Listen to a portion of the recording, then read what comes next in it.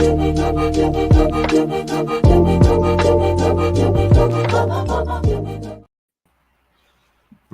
Hey, Well, hey. good afternoon now. Yeah. Hi, guys. How is everybody?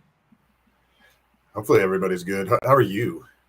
I am good. Busy. We are doing cool stuff. We got a lot of irons in the fire right now with just a lot going on, but all good things. It feels like a lot of things are kind of coming to fruition in terms of being able to build cool games, being able to, make sure we're doing cool things with the collective. And Yeah. so we have some pretty exciting news there, and it's been a labor of love, but yeah, no, it's doing good. How about you? Well, I was sick, and I'm not quite. You might still hear. I'm always nasal, but I'm a little more so. I can feel it. Anyway, um, things are getting better. Family's good. Um, I spent a long time journeying through the world of blockchain gaming, and there's good fishing out there. So we got a bunch of stuff to talk about with games across Web3 space, but let's talk about something else first. Let's Let's talk look about at something really cool first. that. Looks pretty cool. Can you tell me about this? What are we looking at here, Blake? This is so yeah. So Timbo, Deadly, this has really been their process in kind of completely revamping the GG Collective site, making it cleaner, just look better, better showcase what we're doing, what we're about, and I think it looks awesome. And I know they've been hard at work to get it to this point. So hey, it figured to be a great spot to, hey, well, let's time it up and launch it and be able to talk about it. I can show you guys it. But yeah, I mean, this is fully pushed and live now at ggcollective.gg. So, anyone and everyone is free to come check it out. But we got some cool new That's pretty artwork being crisp, worked man. in. That is looking really good. Yeah. So, I'll go through it just a little bit. Here it is, kind of brief overview at the collective. What is the GG Collective?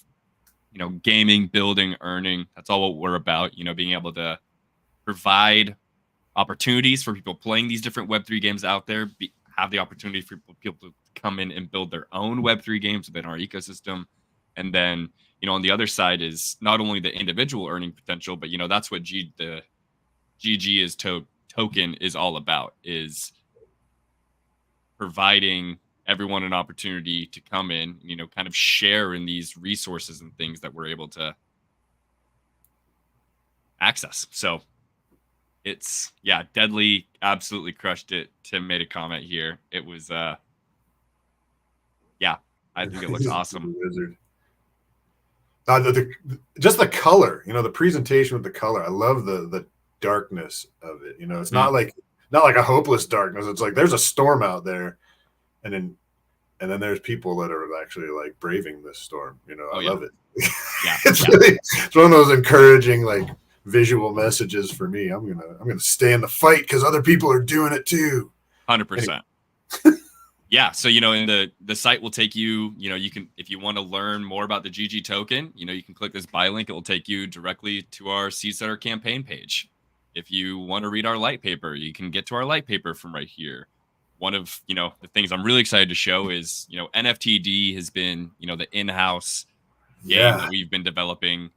Tim and Drew Graham have been instrumental in this. We've brought on some other artists pretty recently to come and help this out. We're going to talk more about that next week, I think. But cool. We've brought in some people from the community to come and build this out with us. So these are kind of some of the conceptual biomes we're looking at pursuing next. You can kind of see this one in the background. That's kind of a little bit of a leak as to what's going to be coming here soon. But yeah, this has been great being able to get this direct. You can go right to NFTD from our page, and it's so we're really excited about this. That's great. I love how for me, I don't know much about coding. I understand gameplay. I can understand whether or not there's difficult math involved, or if it's just like if it's mostly skill based or whatever. I love the balance with NFTD, but for me, like art, as I, especially if someone like, okay, so we're staring at Pixels right there. Pixels is a great example of a game that intentionally went like kind of retro style. Mhm. But you can tell that there are some people that are making games that they want to improve the art. It's just that's like the last thing you worry about. But when you start to see the art actually being impacted, and it's like, okay, so they're happy with the core, like the foundation of the game, and now they're even getting to the point where they're polishing it, and it's like, Yeah. and I'm totally seeing that with NFTD. Like some of this new art, it's like very, very, very much prettier than the initial. But I guess it's a learning curve. You know, it's something we've been learning with us during the creation process. I know is like the balance of, you know, the technical building versus the artistic building. Like, okay, you have two kind of concepts of the game going into this. Where do you balance it? What do you focus on first, you know, to get it? And I think there has to be the art is incredibly important. If a game doesn't look good, people probably won't play it. Well, I think what it needs to do, it needs to represent what it is well, and even in the outset, the towers, you could see that they were towers, and you could see that like the function that they were engaged in, it related to the shape of their tower. You know, like they just so it was aesthetically pleasing enough there, and then to see them stepping it up, just like the website. I mean, the website being stepped up, crisper, prettier. The organization, I'm looking at this and just like the scroll down, and it's just like this is just the simplicity of it. Yeah. Now we're the tool, like these are all the games we're kind of exploring. These are all the different tools we have, you know, on our site. We have a GalaChain tracker. We have, you know, all these different free and premium tank tools for spider tanks. We have the Star Atlas Abacus that, you know, for P2P trade, or, you know, your shopping list of what you might want to integrate. You know, there's a lot of things that are going to start coming to the site, and we're like, you know, this is there's just big things in the works. And, you know, like Tim has said, you know, we got some serious momentum moving. It's, you know, like you said, it was time to level up. It was just time to take that next step and say, okay, you know, we're ready to go to that next step. And that's exactly what this is. And I want to say something here. You're like, we got lots of things planned. None of this excitement or like surprise from me is being contrived. Like my focus is on games, so I'm digging constantly. But there are so many things going on in the collective that all of a sudden it's surprise. Guess what, family man? We're going to talk about this, and it is like this. This is my first look at the new site, so I'm actually like seeing this for the first time. We pushed it. I mean, and I'm liking it. So it went like, live at 150 something. Like, so yeah, there's lots of things that are going to be coming that it's going to be out of left field for me, and so that thankfully, Blake, you're here. You get to talk about those things, and I can sit back and just like be wowed. You're kind of the in-house litmus test, you know. It's like, bang, what do you think? Do you like it? What do you not like about it? You know, you get an outside perspective, but and we get to do it live. That's great. It's the best.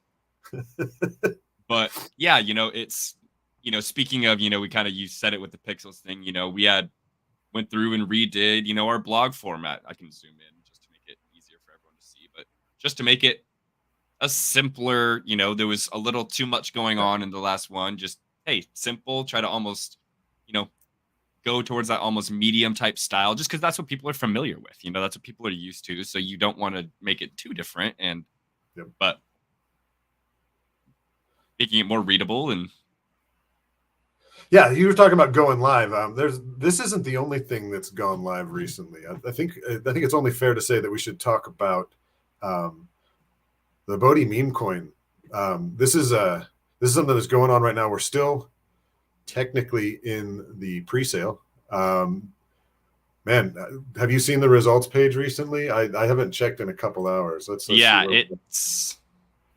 we are over $300,000 raised here. So this is now okay. So it's a meme coin. So they're selling meme tokens, right? And again, like, I'm not a founder of this. I'm someone that read the story and was like, "That's compelling. I want to be a part of that." So we know the story of the devs that were excused from Mirandus, and there's been a community that's been building around them. They have their own Discord server. They're discussing what could possibly happen, and so some numbers were talked about, and there were discussions about how to reach those numbers, and there were a group of people that decided to go the route of meme coin in order to get their hands on USDC, as the tokens being sold only in USDC, and it's on the base blockchain. And then they were very clear in the white paper that the money that's being raised for this is all going to these devs to be able to like get this game kicked off. The rest of the white paper is very cool because that's where the GG Collective comes in. The founders want to make sure that nobody is at all concerned about their hands in this.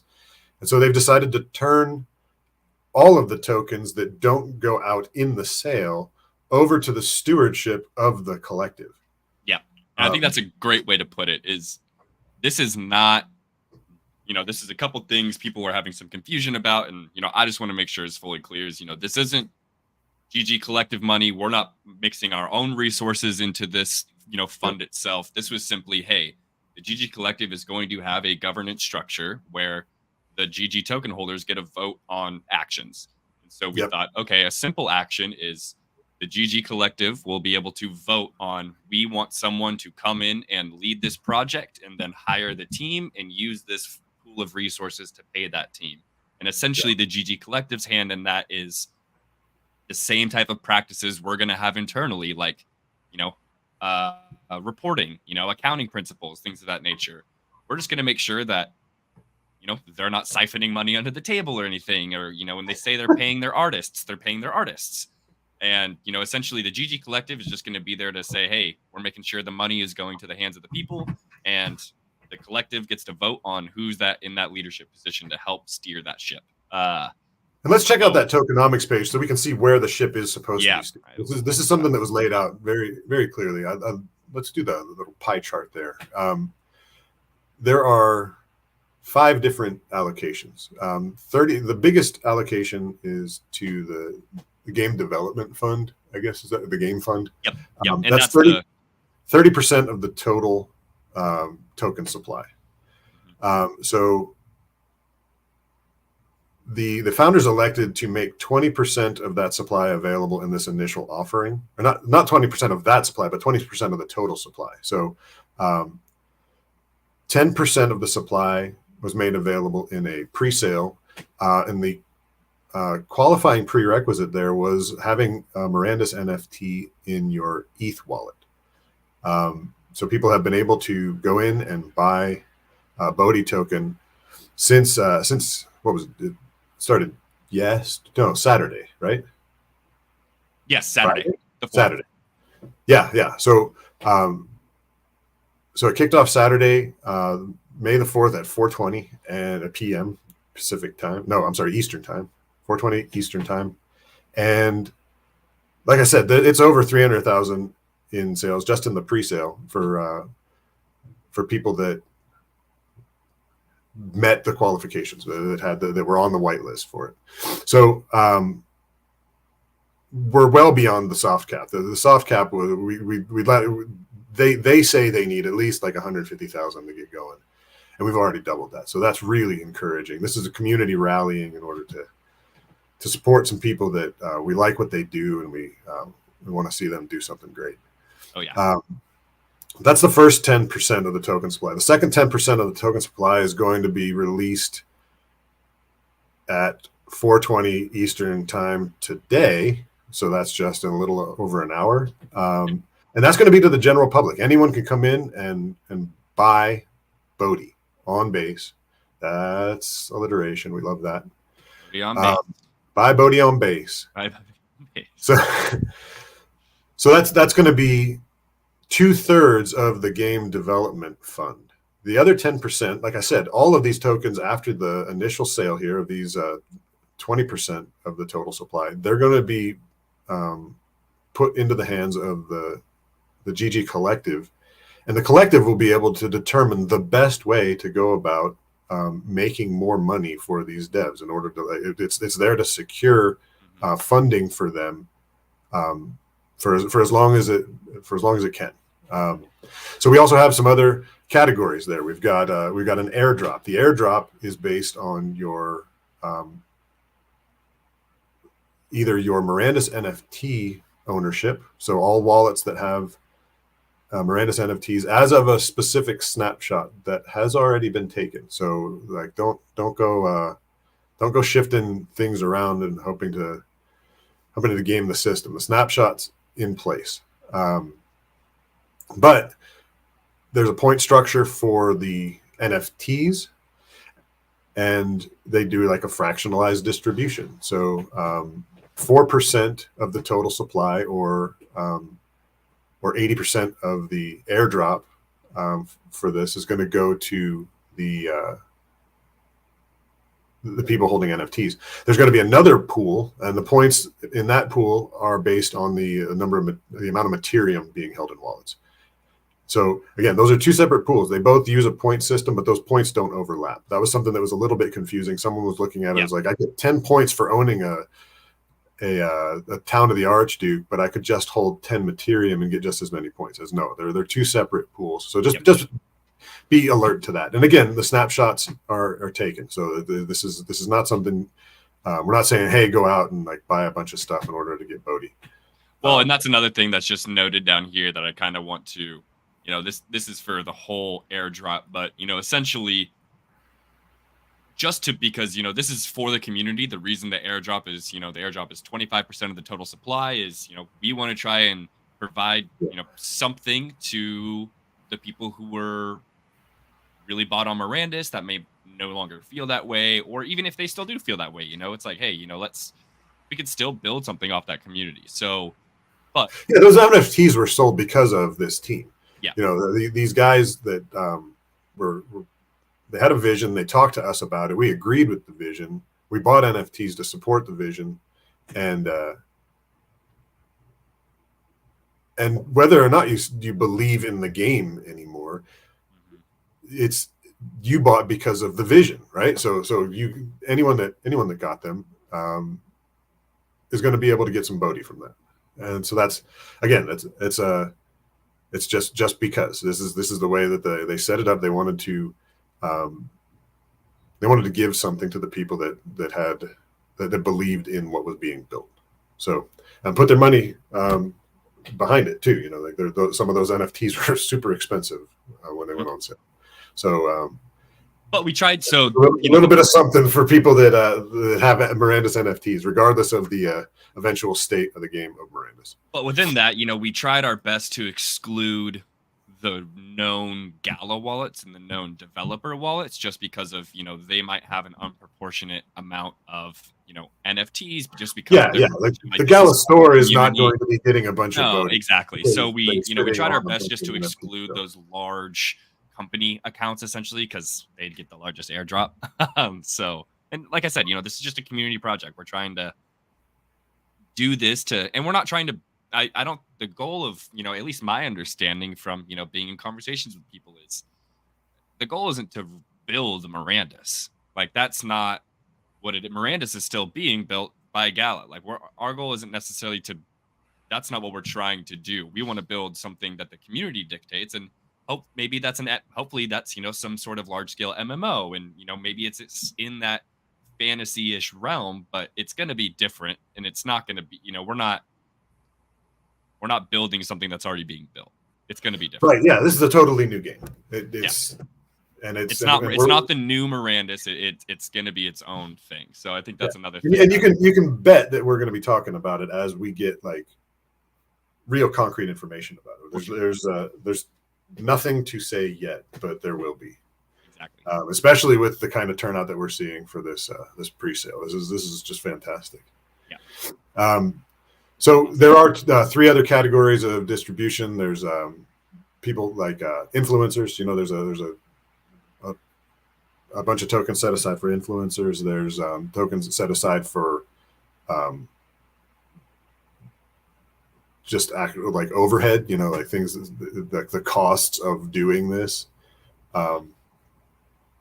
and all of that is going to be under the purview of the GG Collective, so that it's a group that is determining the direction, the allocation, like which influencers do we pick? Well, let's vote on that. Let's figure out who we think is going to have the best impact, the least likely to look at this token and just decide to dump it as soon as they get it into their wallet. Someone that might might want to engage with this. Someone that's heard the story and was compelled by it. It's like, yeah, that's great that we're gonna be supporting a game with this.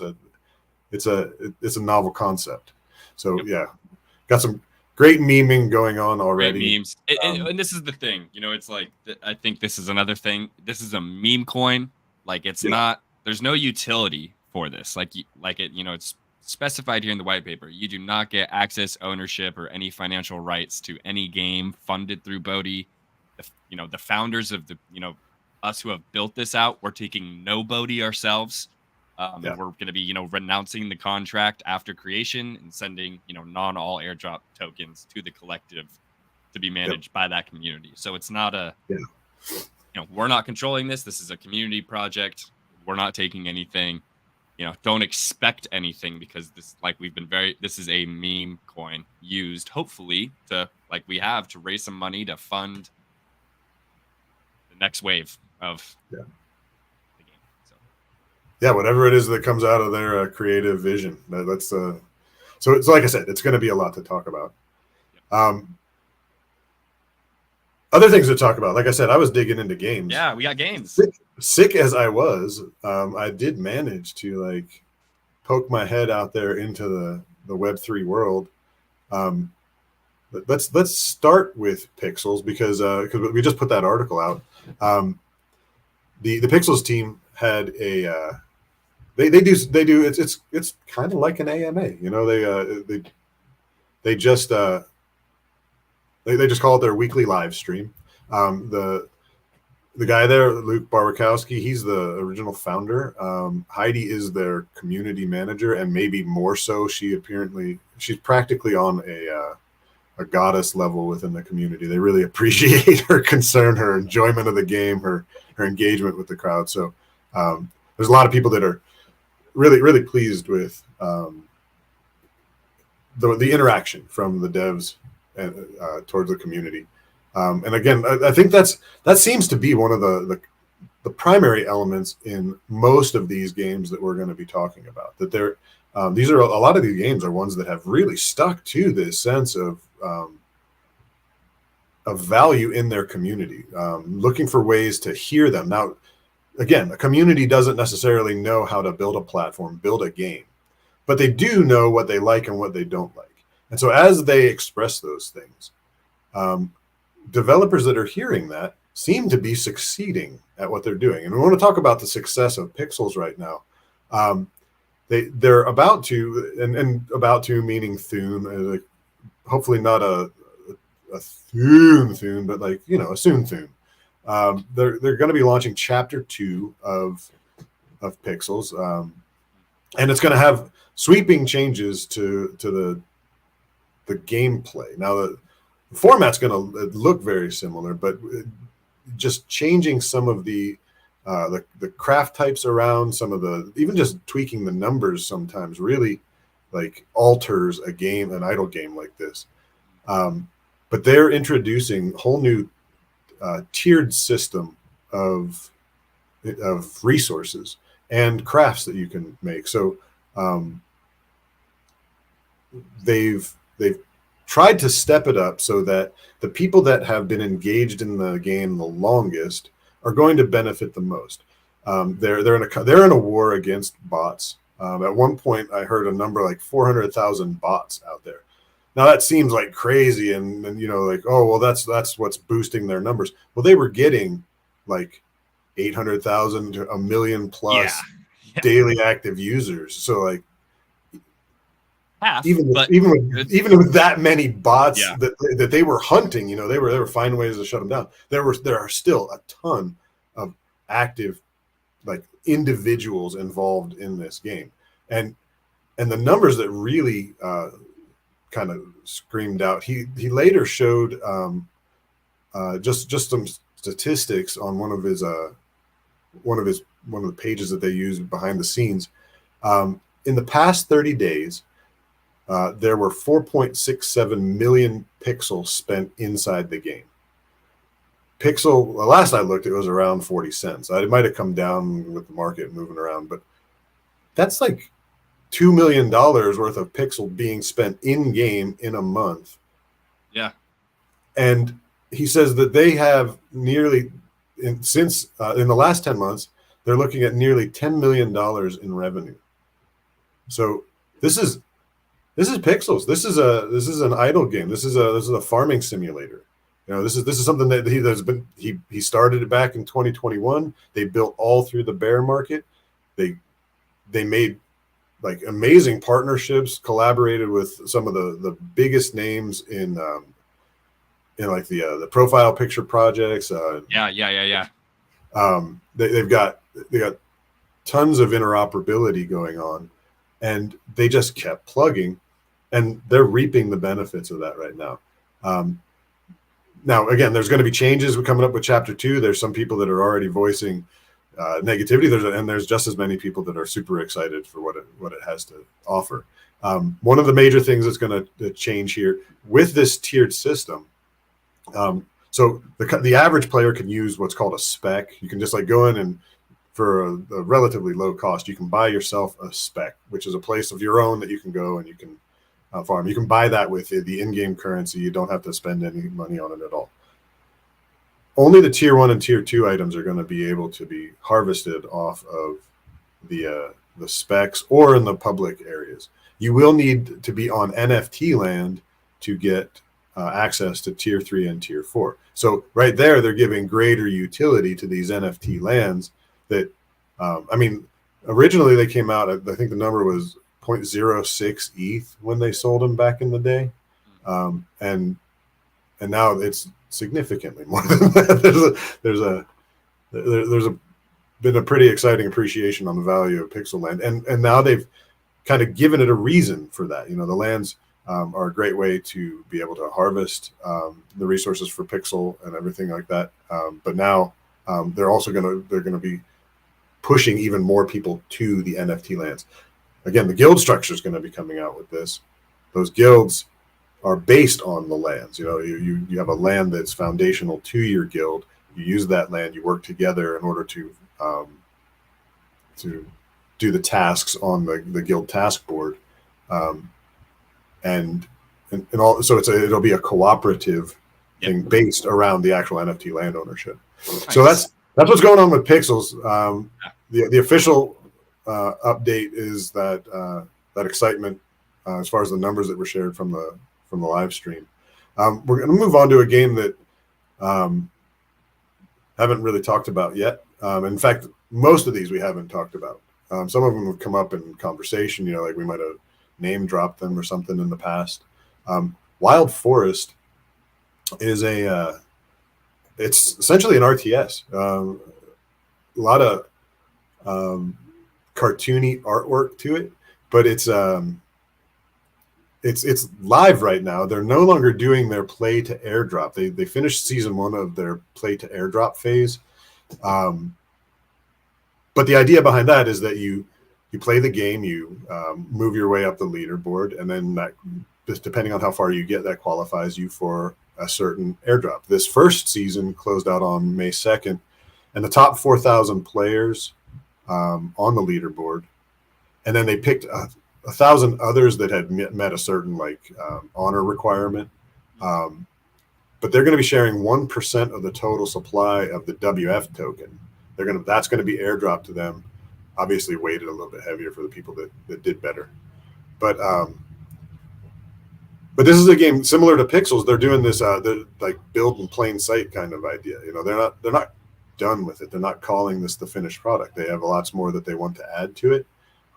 But it's already a game. You know, it's already something that people are having fun with, and the earnings model is such that they have all the tokens minted, and then it's just a function of where they allocate them. How are they going to distribute those tokens? What are they going to do in order to maintain the longevity of the game? These are things that it's neat to see the different approaches to economics. And so this is something that we're going to keep an eye on. This game, there's enough people playing it. There's enough. They're far enough along that they could be successful. So we'll be giving updates pretty regularly on Wild Forest. Right now, it's only playable on mobile, but another soon there. They anticipate a PC and Mac version coming out very soon, and that'll be on Mavis Hub because the game is a Ronin blockchain game. I wanted to kind of highlight that too, because we're talking about games from all over the place. Pixels is also on Ronin. If you have a Ronin wallet, that's where you're going to stash your coins there, and if you have NFT lands, you'll have them in your Ronin wallet. Wild Forest is also Ronin. The next game I was looking at, which, man, like it's just bizarre to see like the quality of this game. Yeah, this game is super high quality. Kind of surprisingly so. Nine Heroes. They began with a generative PFP project. Yeah. These cats in mechs, and you don't really only see the top of the mech and the cat sitting down in it with the controls in his hands. They had a vision from the get-go. They sold their they minted those and took all that money that they got from that, made some good partnerships, and built like this awesome shooter. It's a team-based objective shooter. So you're trying to it's almost like it's like Apex-ish to a degree, I feel like, but it almost has like not Overwatch necessarily, but it's cool. Yeah. So again, guys, so many people know about these games. I want to be clear about this. We're not trying to tell you something you don't know, because a lot of people in our community, we hear about these things from you guys. So yeah, exactly. What our plan is to do, we want to kind of talk about the games a little bit right now. Just for doesn't know what they are and hasn't seen them yet. We want to talk about them a little bit, but then we want to be responsible to keeping everything updated, just like pouring through these discords, finding out all the new changes that are happening, and just letting you know and give you a centralized space to come to, so that this just happened. This is now going on. If you want to be a part of this, get in now. If you were concerned about this, or if you were looking forward to this, this is when it's happening. We want to be able to give you the dates. We want to be able to give you the substance. Yeah. Well, it's essentially, looking at it objectively, it's pretty similar to what we were doing with the Gala Gazette, but it's more of an outward shift now. And a large part of that just comes from, the majority of our community. A lot of them came from Gala, yes, but there's so many other projects out there that we need to be exploring. And if there are really cool things happening in the Gala ecosystem, and there are big updates, we'll touch on that, because it is going back to that theme of we want to be the core hub of what's going on. And that can include any game, no different than the Gala ones, but that's just not going to be our, primary focus necessarily. It's going to be, there's a lot more going on when you look at the broader pictures. Yeah. So the news for Nine Heroes, they ended their season 1, and season 2 is starting up immediately afterward. The first week is just they're doing web missions. So a lot of it is like social media stuff, linking your account to this. But they also you can also get points. And these points it's called catnip. You can get catnip from just kind of like jumping through these hoops. If you have any of their NFTs, and there's a slew of them. And they also have partner NFTs that you can get catnip from too. I think Genopets is on the list, and there's some other ones like that. But this first week is just going to be kind of low key, and then next week it'll be starting this week. Sorry, you're going to be able to earn seasonal catnip from actually playing the game. So it's going to be leaderboard. It's going to be objective based within the game each time. each time you accomplish something positive, there's an opportunity for you to gain cash. The thing just crawls up the wall. I like the uniqueness of that. Anyway, catnip at the end of the season will be converted into the Nyan token. So you can get in there if you enjoy the game, just like harvest as much of it as you can, and then and we'll see how the earnings are. We'll talk about that too someday when we have a clear picture of ourselves. Yeah. This is again I'll speak for myself. I am like discovering most of these things brand new and pouring through the Discord, like absorbing as much information as possible, and trying to like pull this stuff out to be succinct. I get long-winded anyways, but there's so much to talk about with some of these things, and so I want to make sure I'm talking about the right things. And one of those things would be like, what can you earn anything with this game? And we're gonna be digging into that with each of them over time. Exactly. We'll be able to, but the primary function here with the podcast is going to be like letting you know the updates, like giving you the news, and letting you kind of figure out what you want to do with it from there. Next game we want to look at real quick, Wilder World. Now, again, most of these games got started back in late 2021 or early 2022. Most of them were funded through a PFP project, the generative art sale or whatever. And they have they've come a really long way. So this is a gameplay demo, and it I was watching through it.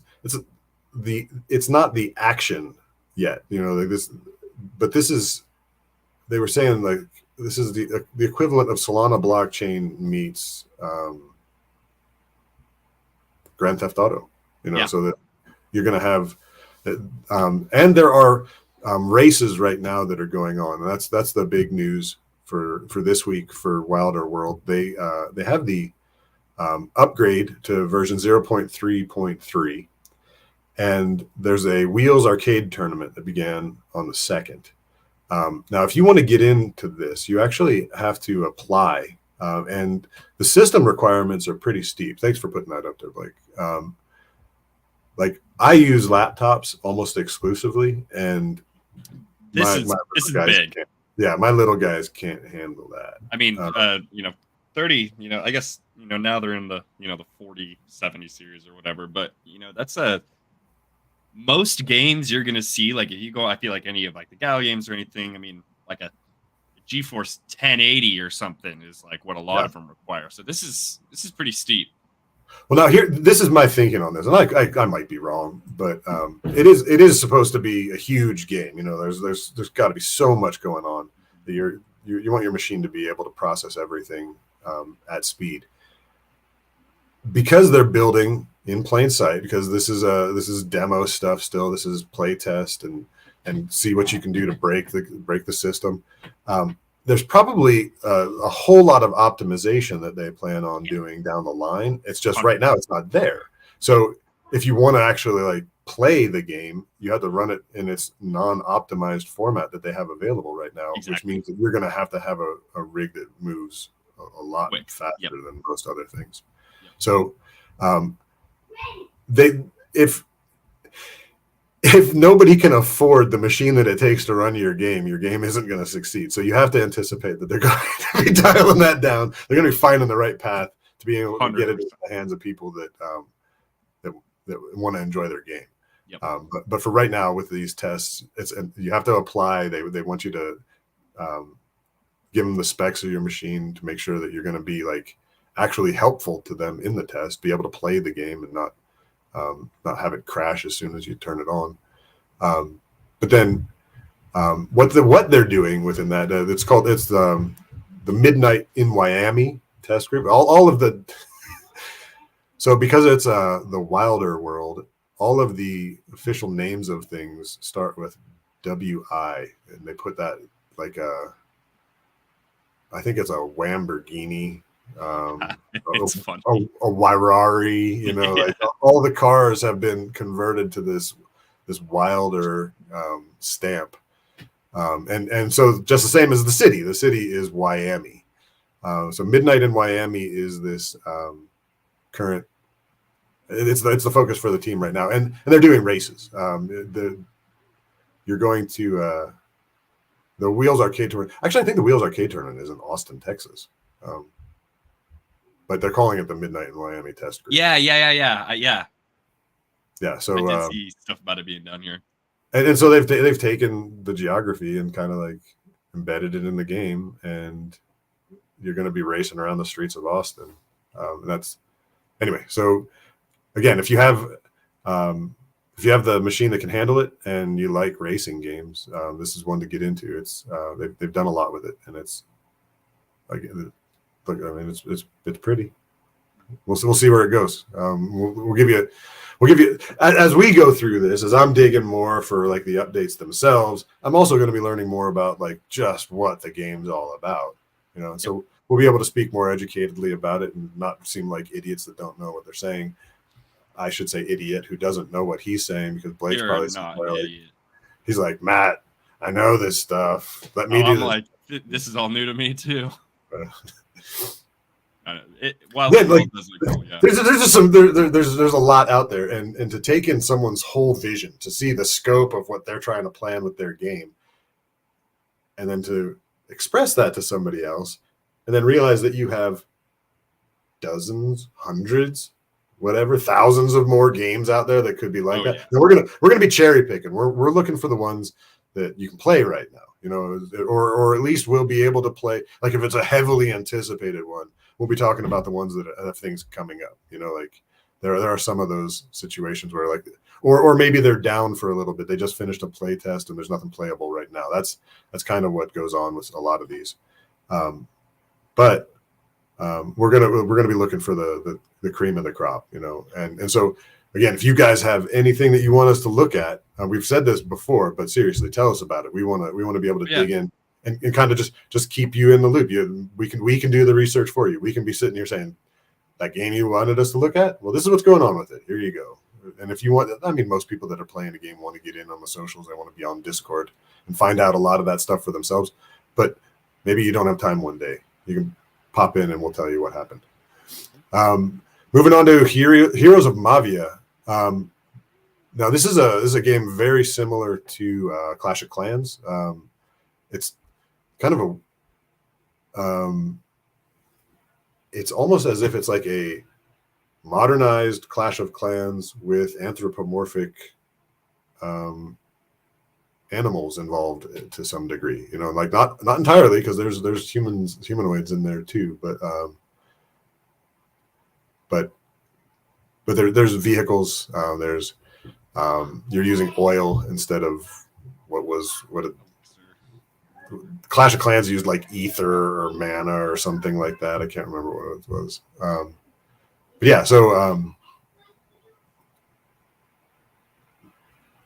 they use the Mavia token. They're I just wanted to. I played the game a little bit, and it is very, very similar to Clash of Clans. It's enjoyable because it's like that. And I always enjoyed Clash of Clans. They use a ruby and sapphire in-game currency system. So recently, the ruby is the premium currency. Recently, they opened. It was May 5th. They opened their ruby marketplace. So now you can take those rubies that you're gleaning from the game, and you can use them to purchase NFTs. So most, if not all of them, are skins. You know, it's some sort of variation that changes the appearance of your units within the game. But I was just reading an update late this morning, and there was so much traffic for the in-game marketplace that again, they're on a blockchain, so the traffic was coming so hard and fast that the transactions weren't processing and they were piling up. And so they were able to extract the first 500 transactions, and they're guaranteeing that those will be fulfilled. The rest of the transactions that happened after that, because of the duration, because of the congestion, the transactions failed when they went to be processed. So they're going to just refund the rubies to the people that are outside that first 500 that got the orders in.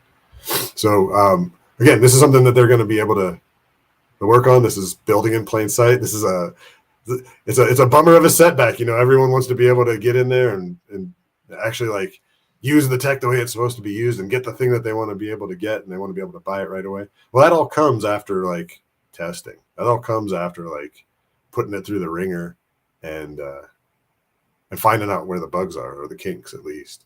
And so they found a kink here where when they get high volume, they need to have a way to make sure that those transactions make it to the chain, get processed on the chain, and get fulfilled before timing out. And so they've got some work ahead of them. But the game itself, the gameplay itself, is unaffected by this particular thing. It's just there are some people that aren't going to be able to get their skins right away. This is one that I really want to dig in on, the tokenomics of. I'm talking about Heroes of Mavia. Moving on, like this is Planet Mojo is actually an interesting one too, because they're okay. So we have some places that are building like Steam-like platforms. Just like get outside developers to like plug in. There are some people that are building just single games. Like you got Pixel, you've got Wilder World. You've got Wild Forest. These are single games, and maybe they have plans for moving beyond those. But Planet Mojo is building their own platform for their own games. So they've started with a couple simple things. The Mojo Melee, it's an auto battler, like an auto chess style auto battler, where you have a team that like as soon as you start playing, and you could even click in there and hit play. They just throw you right into the mix of it. They're like, here's your team. And then you can like hit the play button. And you dive into a battle all of a sudden. And you're just like assembling a team, placing them on a grid hopefully in a strategic spot. And then an auto battler commences. Oh, hey, I didn't do the sign in as guest. You actually get a tutorial. That's cool. I just signed in with Google, and they threw me right into it. I got to learn real fast. Nice. You got a Vine Mojo. So these are all characters that you're going to be able to have the opportunity to place on your board. Now, when you go to play a game, and here you go, you're right in the midst of it. They kind of showed you how to play, but now it's time to play, just like that. As fast as that, you're right in the middle of a game. So we were talking about it for maybe 60 seconds, and all of a sudden, Blake, who never played before, signed in as a guest. He's playing the game. I like low barriers to entry. Yeah. All right, so you can see down there's 3 different characters that he could possibly place up there. He's got 10 gold to work with, and they each have a cost. So he picked a 4 gold one and a 6 gold one. And then he already has his Mojo out there, and now it's an auto battler. Depending on where the opponent placed their characters, they're just gonna like follow the coding that they do what the AI says, right? And it looks like Blake's gonna win. Look at that! Now this is a best 3 out of 5. So okay. You won the first round. And now if you like there, you had another Mojo down in your base. Okay. So you have Froda Swamp Hag. If you put another Froda Swamp Hag out there on the other one, she levels up. Whoa. So, and don't do that. Okay. You can do that. I was going to say the bear there is a great tank, but who knows? Maybe you're okay. Anyway, so this is how it goes. You get 10 gold per round. If you don't use your gold from a round before, you do get to stash it for the next round.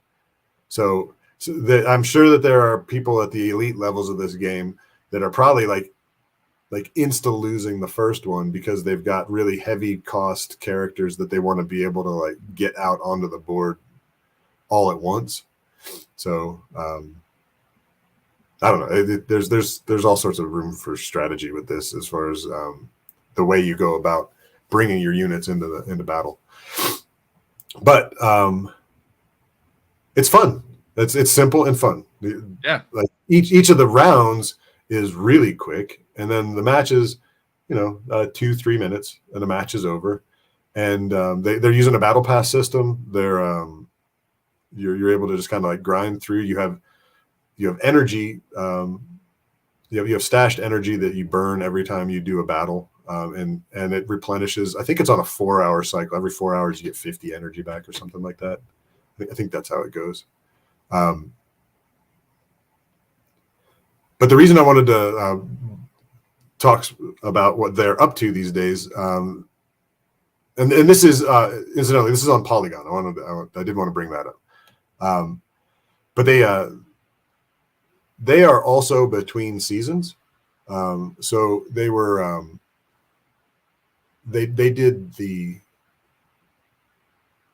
an airdrop recently, and the new season is going to feature this character, King Kalahar. He's a lion-looking creature, kind of like a paladin-ish sort.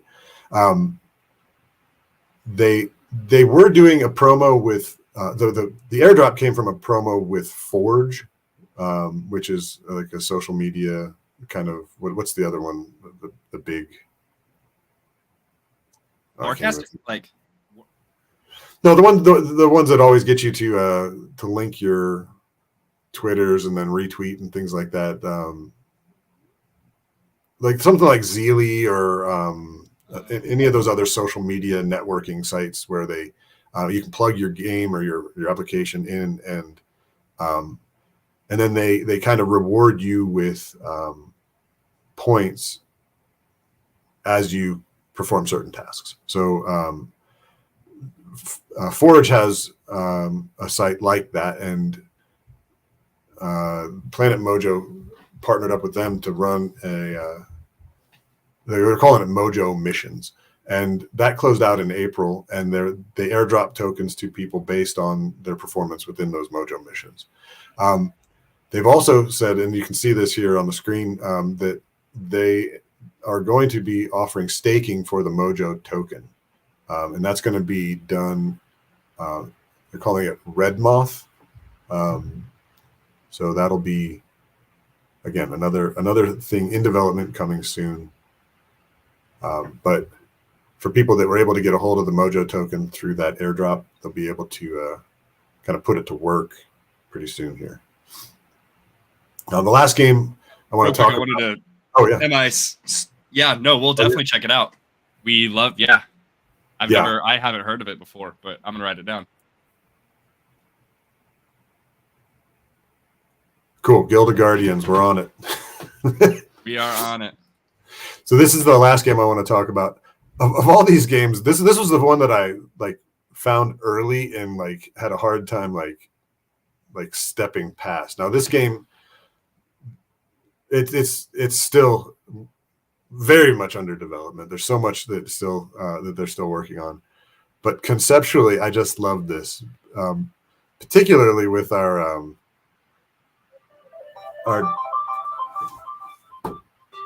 Hold on a second.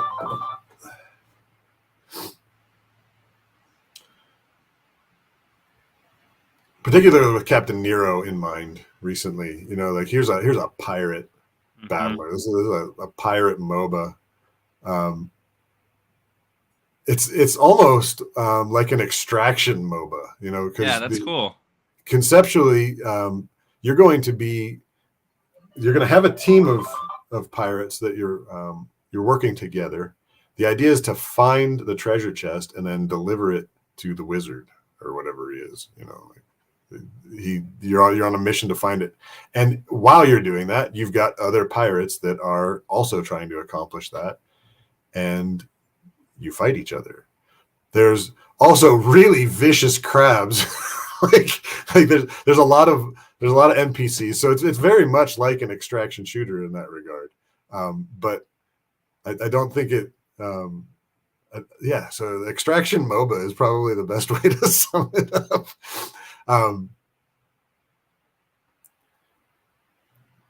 They don't have regular multiplayer gameplay during the week right now. They've been running game nights on Fridays. You can get into the world if you own a Gen 1 skin. You get access to the game and you can play at any time. It's on the Epic Games Store,